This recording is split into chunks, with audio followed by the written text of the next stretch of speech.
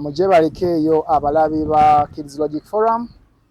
Nkomyewo n'omulamwa omupya abaana gwe bava discussingako ddala abasomesa baddizibwewo ne AI nti should we replace teachers with AI? That's the big question and the topic of discussion today. Lwakuba tulina ba tujogerako mu Luganda ne Ajati madamu Kasoka abeyanjulire. Nze manyikiddwa wana manya Madina Ali Madrina Ali biyombya abantu, so it's Madina Ali banaye. Kale Ajati AI yo gimanyi AI eno kimanyi nti efuuse ekirala. Kati nayo gye tubadde ku ssomero erimu abaana batuwadde ensonga zaabwe nga bo abamu bagamba abasomesa babagirewo ddala baleme kugenda ku ssomero babere nga basomesebwa AI. So nga ate abaana bala bagamba nedda AI zino eno tezina kujja obasomesa bafa basomesa ffe tukola ki tubaagala. Kati so bwe mulama gwe twandyagadde tuwumbe mangu sikiwagirako yadde akatono lwaki kabiri because twasoma ffe ngaffe n'emirembe gikyuka. sivende emirembe gikyuka batata baffe baasomera tewaliwo kompyuta. Anyway, kale bajjajja baffe baasomera tewali kompyuta. Ffe tusomera ku mulembe gwaki wa kompyuta. Kati abaana basomedde ku mulembe gwa zi AI. Oyagala simanyi olaba emirimu gitubula twagisoma oba tokimanyi nti nasoma busomesa kyobadde tokimanyi tegeeza nene gitubula oluusi ne tulemererwa olw'obusente obutono. Kati olwo bategewo AI abantu tulina omuntu omutuufu ku mpewo za Kids Logic Forum. Tulina omusomesa madamu Ali ddala abasomesa baveewo tutekewo AI kuba kati gwe n'omulimu toyina. Naye tesujja kugamba nti AI yagutwala. Kati lwaki ddala tetuzigirawo ddala lumu? Sikiriziganya nakyo yadde n'akatono ensonga nina eziwera. Ekisooka tulina abaana abatasobola abateeyamba tutegeere mbagambe ntya kids with disabilities.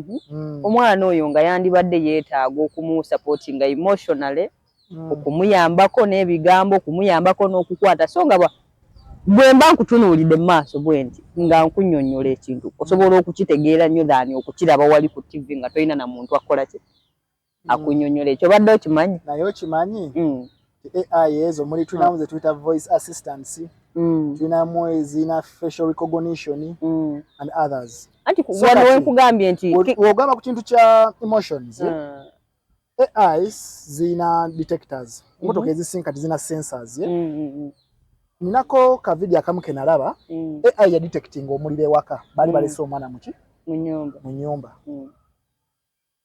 ka robot ne kava je kali ne kajja ne kajjawo muki omwana. Mu Uganda tubulidwa kyakulya. You're talking about robots okuyamba abaana with disabilities.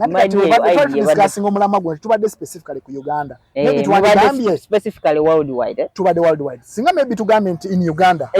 Naye worldwide. Okay, if it is worldwide, it's possible but nze ntisupportinga mu nsendala 96% cause nze kids with disabilities simanyi lwaki abaana abo balina special care gye beetaaga gyotasobola kugamba nti robot ejja kwanguwa ku speed omwana ono they need care emotionally kuba they can cry out of nowhere ng'omusomesa n'akaaba ne yeeyonoonera n'akola ki simanyi naye ayi bw'eba egenda kuyambawo ekintu ekirala ekyokubiri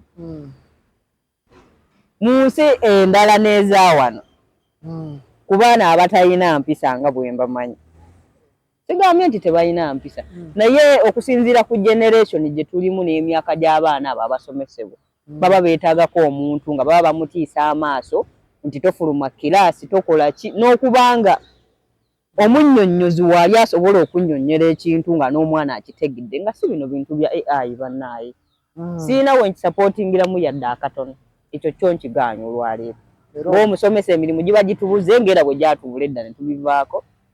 Ekyokubiri abaana kids with disabilities babeera tebalina yadde okuyambibwa ku bafunye mwene ensonga.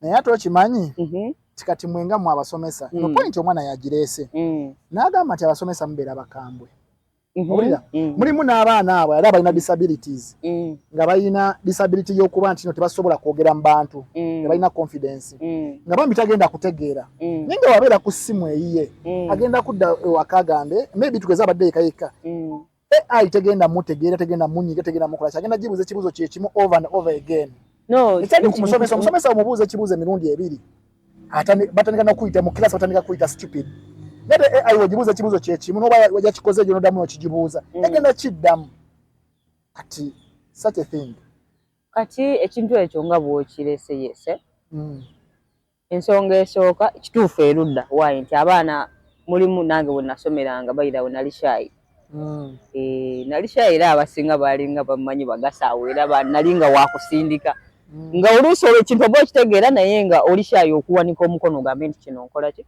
naye ensonga esooka kino kirina kukolebwa either government okumixing up mu masomero abasomesa abasobola ohandolinga abaana mu mbeera ez'enjawulo ate nga n'obaba bakambwe obukambwe buno bwetaagisa according to the generation waliwo omusomesa ayeetaagisa ng'oyo yeetaagisiza abeere omukambwe because we have such kids in the area nga bo bakukwasaganya na bukambwe n'abasomesa abasobola okwogera n'abaana that's why tubeera ne disciplinary biki committee etubeera na kina mulembe guno gwaze nti ebintu bwe biba biganye ng'oba ki that's why nowadays bagamba abaana babeere n'amasimu bw'abazzeeyo eka asobola okusaakinga ebintu by'atakoze eki yes tukkiriza basomere ku masimu basaakinga ebintu nga bwe biba omusomesa bw'atabinnyonnyodde bulungi naye ate tetukkiriziganya nkyana kyakulipulesinga basomesa nga gy'emirimu gyaffe gye twasoma ate muteekewo AI terina kyegenda kuyamba terina kyegenda kuyambira ddala abaana nga generation bweri bwe mugiraba generation erimu drugs generation erimu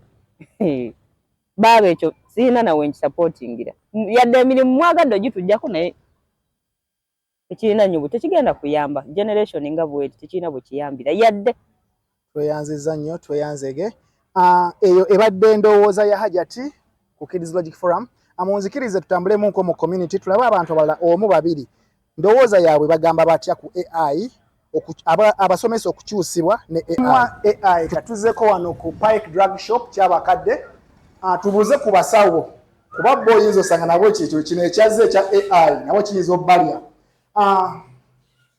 good evening sir. Good evening sir. I'm by the names of Muhammad Mutumba and I'm from Kids Logic Forum. Yes.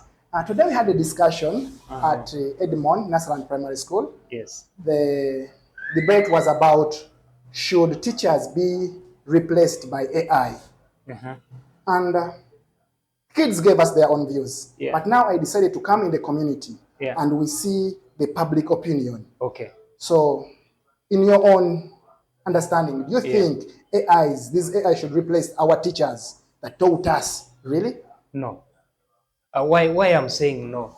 You look at what we call the associated dangers of relying on AI. AI has what we call misleading information. Did you know that there are some actual AI created just to mislead people in this world? You will research, but it is really something so dangerous that if we replace teachers with the AI, it is going to be the worst mess in the world. Why? I have these reasons. AI has come with audio visual kind of content and the misleading images that even people generate. But what does it mean? When you need to give content which is really a mentality of reasoning. Why am I saying that? You should reason in a way that we have actually, if you go to a topic known as thinking, it's classified in different types. We have critical thinking, analytical thinking, we have creative thinking. So why would you limit someone's mind from being expanded? In a view that I think which is so much more better to educate a kid in the best way that someone has to pull something out of the idea of the brain of the kid. The reasoning is something very important. Now, what will happen? If they replace AI, let's say replace teachers with AI, you're going to find lame thinking, lame reasoning, where people are not going to be creative anymore. Actually, if you look at currently, you look at things like, let me say, platforms like TikTok, there are a lot of things which are like content related, but you find that someone is just not using the brain to create something, but is going just with an idea and putting on what? On AI and generating what they want and they post.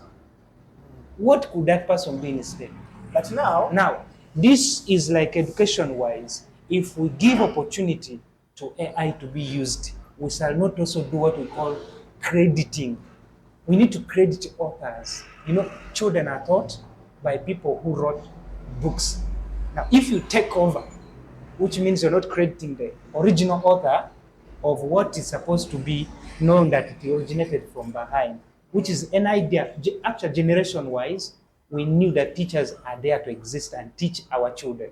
We send our children for teaching in a way that, which is actually mechanically to derive something out of them, skill-wise, to pull out something from them that they can easily do by time to come. But now, so if I still go back to your point of replacing teachers with AI, my reasoning is no, please. But now, let's not do. But now for me, there's something that I think of, yeah? You know, we have gotten, they say times change. Yes. There were times where students used to study without computers. Yes, I know. Computers came, and many people were against of computers, that computers and calculators were weakening people's brains. Yeah. But now it's very rare to find a secondary student without a calculator. In fact, for me, by the time where I studied, being in class of mathematics, being in a class of chemistry and physics without a calculator, Yeah, it was very hard. they could even kill Even you. the exams. But when calculators were introduced, many teachers, many scholars were against them. So now, for me, my thinking, the introduction of AI shouldn't be seen as something bad, just like the way computers came or calculators. Yes. I'm like talking, an example. He's I'm giving talking an of example. the changes of time. Yes. Times have changed. By the Yeah. time calculators came, people were against them. Yeah. For me, I remember in my primary, catching you with a calculator, they could beat you. They wanted you to say, there used to be mental head. Use mental head, mental head. Yes. But now when you reach a certain level, a calculator was a tool of instrument. Yeah. Was a tool to use. You get? Yes. Now, I think, say the introduction of AI does not mean that we should not embrace it. Yeah. We should embrace We it. should embrace it, but put it in the same maybe packaging. Yeah, in the same concubine. Let's say like that. Oh, Mr. Man, because of time, Yeah. maybe we shall come back later. Oh. Thank you very much. You're welcome. Kids Logic Forum. That's our Amazing. thinking community. Yeah. Community response. Yes. Allow me to take you to another person, if possible. But before And, that, is it okay if I add this? I think we were about to say that maybe if we use AI the rightful way of making sure we research using it, and we need to know that what we are researching are just contents which are put there but as a database which people generate, but what do you articulate that you create something of your own about it, not using what AI has what? Given to you. Thank you very much. Thank you so much. Till next time. You're welcome. Mike. Nga we mbasuubiza tugenda mu community tulabe abantu bo balowooza ki ku kya AI abasomesa okukyusibwa ne AI. Muje baleke no banyabo. Nva ku Kids Logic Forum. Atulina essomero lyetubaddeko eyo baliyita Edmond Nasaran Primary School. Ng'abadde n'omulamu ogugamba should teachers be replaced with AI.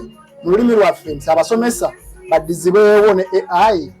Nengamba abaana baba badiscussinze katugendeko mu community tubabuuze ddala abasomesa bajjewo tuzeewo AI oba mulowooza nze omuntu mandaba kitegeeza abasomesa abo basigale tebalina mirimu bakati bw'ojja omuntu mu kilaasi ayoteekewo AI kitegeeza yo babbi betugenda ofuna ku byalo kuba naye aba alina okweyiya ng'omuntu kati AI terina kujja nze omu ndaba teyeetaagisa mama madamu AI AI ng'erina ebirungi byekola.